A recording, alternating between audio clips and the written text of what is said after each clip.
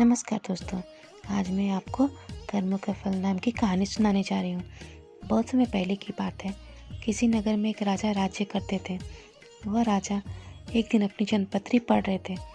पढ़ते पढ़ते राजा को ख्याल आया कि जिस दिन और जिस समय मेरा जन्म हुआ होगा उस दिन कितने मनुष्यों का जन्म हुआ होगा, लेकिन वे सभी मेरी तरह राजा क्यों नहीं बने। राजा हर दिन हर समय इसी प्रश्न का उत्तर ढूंढने में लगे रहते थे, लेकिन उन्हें इसका उत्तर नहीं मिल पा रहा था। अपने प्रश्न का उत्तर पाने के लिए राजा ने अपने राज्यसभा में बड़े बड़े बुद्धिमान व्यक्तियों को बुलाया। राज्य में सभी बुद्धिमान व्यक्ति एकत्रित होते हैं। सभी यह सोच में होते हैं कि राजा ने उन्हें पता नहीं क्यों बुलाया है। राजा सभी का स्वागत करते हैं और उनसे पूछते हैं कि जिस समय मेरा जन्म हुआ उस समय और बहुत से व्यक्तियों का जन्म हुआ होगा, तो उन सब व्यक्तियों में से मैं ही क्यों राजा बना? वे सभी राजा क्यों नहीं बने? वे सभी बुद्धिमान इस प्रश्न का उत्तर के लिए गहन सोच विचार करने लगे। वे सभी सोच विचार करने के बाद इस प्रश्न का उत्तर न दे सके। सभा में एक बुजुर्ग व्यक्ति भी बैठे हुए थे। वे थोड़ी देर बाद बोले कि राजन, इस प्रश्न का उत्तर तुम्हें एक महान साधु दे सकते हैं जो एक घने वन में तपस्या कर रहे हैं। यह सुनकर राजा अगले ही दिन अपने सैनिकों के साथ वन की ओर निकल पड़े। कुछ दूर जाने पर राजा को एक छोटी सी कुटिया दिखाई दी। जब राजा उस कुटिया के पास पहुंचते हैं तो उन्होंने देखा कि एक साधु वहां बैठे हैं और वे आग के अंगारे खा रहे हैं। यह देखकर राजा चकित रह गए। राजन ने हिम्मत करके उनसे कहा कि हे साधु महात्मा, मैं आपको प्रणाम करता हूँ।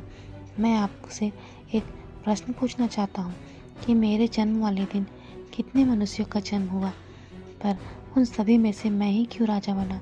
साधु महात्मा यह प्रश्न सुनकर बोले, राजन, मैं तुम्हारे प्रश्न का उत्तर नहीं दे सकता। थोड़ा आगे चलकर एक साधु मिलेंगे, वही तुम्हें इसका उत्तर दे सकते हैं। यह सुनकर राजा दूसरे साधु की तलाश में निकल पड़े। थोड़ी दूर आगे जाते ही राजा को दूसरे साधु दिखाई दिए। वह साधु मिट्टी खा रहे थे। यह देखकर राजा को बहुत हैरानी हुई।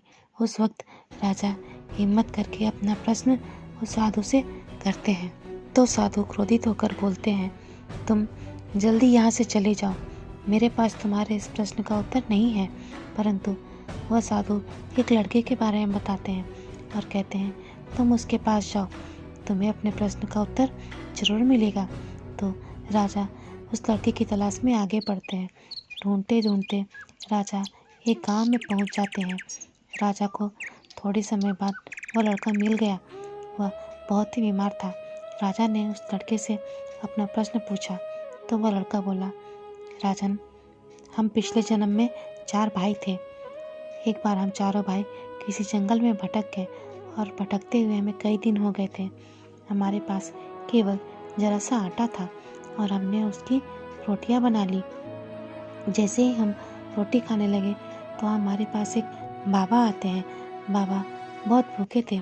वे हमसे भोजन मांगते हैं। ऐसे में बड़ा भाई बोला, अगर मैंने यह भोजन तुम्हें दे दिया तो हम क्या खाएंगे? अंगारे। दूसरा भाई बोला, अगर आपको यह भोजन दे दिया तो हम क्या खाएंगे? मिट्टी। अब जब मेरी बारी आई तो मैंने रोटियां देने से मना कर दिया, पर तुम राजन बहुत दयालु थे। तुमने अपने हिस्से का भोजन उसे देकर साधु का पेट भरा और हमारे इस पुण्य के कारण तुम राजा बने। रास्ते में जो तुम्हें अंगारे खाते हुए और मिट्टी खाते हुए साधु मिले, दोनों तुम्हारे भाई थे। तुम्हारा तीसरा भाई मैं हूँ जो इसमें मौत के मुंह में हूँ। राजन, इस प्रकार हम सभी भाइयों ने अपनी अपनी करनी का फल पाया। राजा को यह सुनकर अपने प्रश्न का उत्तर मिल गया।